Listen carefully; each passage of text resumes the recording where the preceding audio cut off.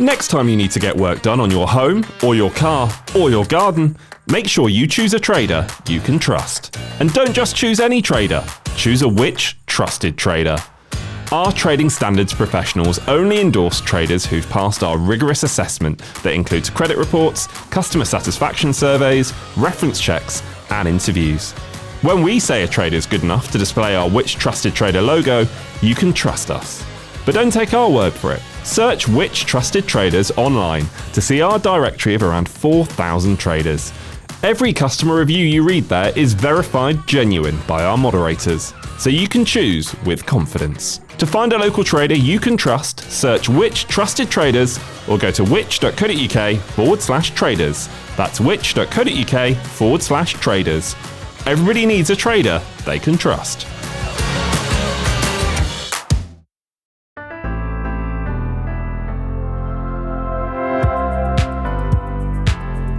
Hello and welcome to the Which Shorts podcast. I'm James Rowe. Each week we give you a taste of one of the Which magazines and bring to life a piece that was written by one of our brilliant writers. This week we're focusing on home insurance. In the November edition of the Which magazine, Dean Sobers analysed 75 different home insurance policies and chose this year's Which Best Buys. Here's his piece, adapted for the podcast, read by Dean himself.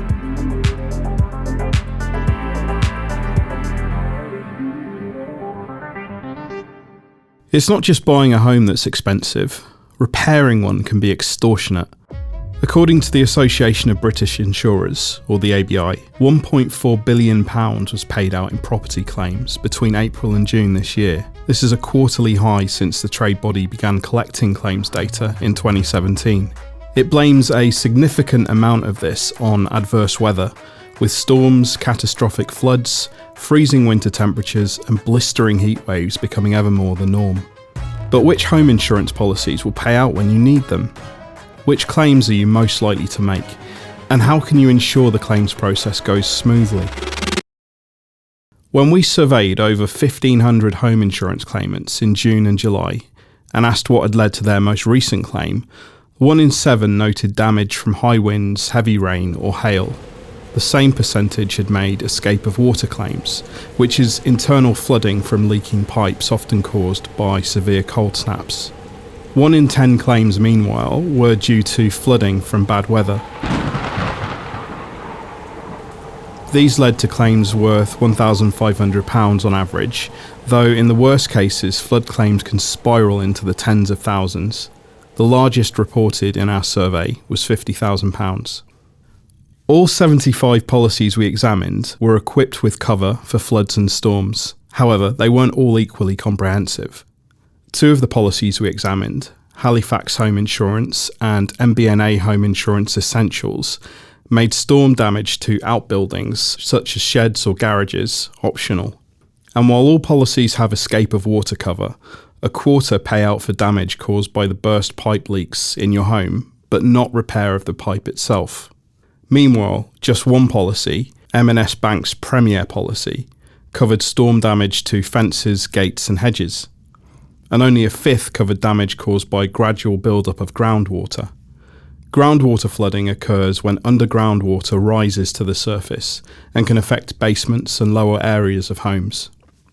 In extreme cases, it can take a year or longer for a home to be fully restored and habitable following a flood claim. Alternative accommodation cover pays for you to temporarily move while work is done.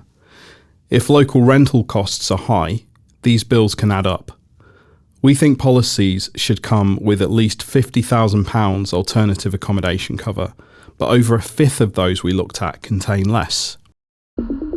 In July, we reviewed 75 policies from 33 insurance providers.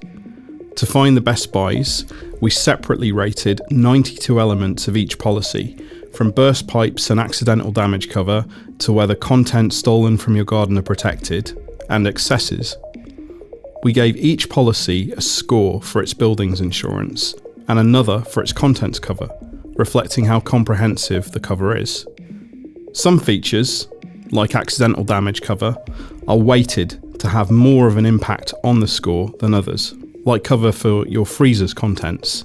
We decide these weightings based on how important we think different parts of the cover are, or how likely they are to be used.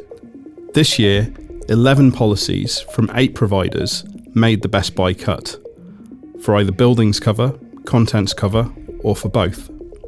They had high policy scores while also meeting specific criteria in 17 areas of buildings cover and 14 contents areas. For example, all buildings Best Buys have at least £50,000 alternative accommodation cover, and contents Best Buys cover individual valuables to at least £1,500 per item. Importantly, having a Best Buy policy doesn't necessarily mean the provider offers excellent service. However, we do check published claims data from the Financial Conduct Authority, the FCA, and complaints data from the Financial Ombudsman Service, the FOS. At the time of our analysis, if there's strong evidence either here or in our own survey findings of a provider rejecting lots of claims, or that its service is subpar, we won't make any of its products Best Buys. Repairing a home can be a complex affair, often involving claims handling firms, buildings contractors, and various other third parties. This creates innumerable opportunities for the claims process and communication to break down. And unfortunately, the most recent data from the FOS suggests that as insurers become increasingly strained, these problems are getting worse.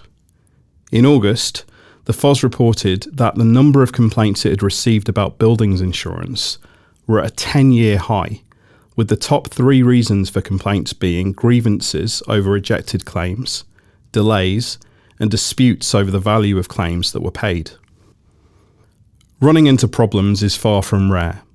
Some 44% of those in our most recent survey said they'd had to chase their insurer to make their claim progress, while a third of providers assessed for claims handling received poor scores for clarity of communications. Concerningly, just a third said they had some regrets about making their claim. One of the best ways to keep your claim on track is to keep detailed records of all correspondence with the insurer and any other parties involved in the claim. With claims often changing hands, this helps you spot problems or mixed messages early, while also making it easier to hold those involved to account. If you're at odds with your insurer, one of the most powerful tools in your arsenal is the complaints process. When you make a complaint, the insurer has 8 weeks to look into the matter and send you a letter explaining whether or not it will uphold it and why, and what it proposes to do. Some 57% of complaints are upheld. If you're unhappy with the outcome, you can then go to the FOS, which will investigate the issue itself and arrive at its own decision. If it upholds, the company must do what the FOS says to put things right. Between April and June, the FOS upheld 42% of buildings complaints it received and 35% of contents complaints. If you own home insurance, you're probably well aware of the fact that premiums have been rising over the past few years. According to comparison website GoCompare, the average premium in April to June this year at £241 was 31% higher than what customers paid in the same months in 2023. Yet industry data suggests that service has gone the other way. According to figures published this August by the FCA, customers with combined home insurance policies are among the most likely to have their claims rejected and among the most likely to complain, and both problems are getting worse. Subpar claims handling is part of the reason we've launched a campaign to get the FCA to act to improve insurance. You can find out much more about this campaign and sign our petition on the Which website. The link is in the show notes.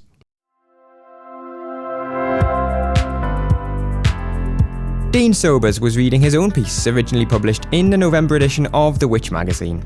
To read it in full, then be sure to become a Which member. I'll pop a link in the show notes for you to find out more. You'll also find links there to read our home insurance reviews in full, as well as the petition to help us end the insurance rip-off. We'll be back again next week for another episode of Which Shorts, but in the meantime, why not check out some of our other podcasts from us here at Which? We've got the Money Podcast, where we give you a weekly dose of financial advice, and Get Answers, where we cover everything from scams to home energy and car hire to shopping safely on online marketplaces.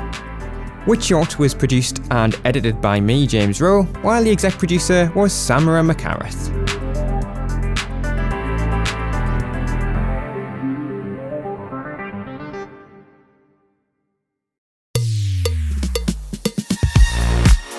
If you're enjoying this podcast from us here at Which, then why not become a Which member?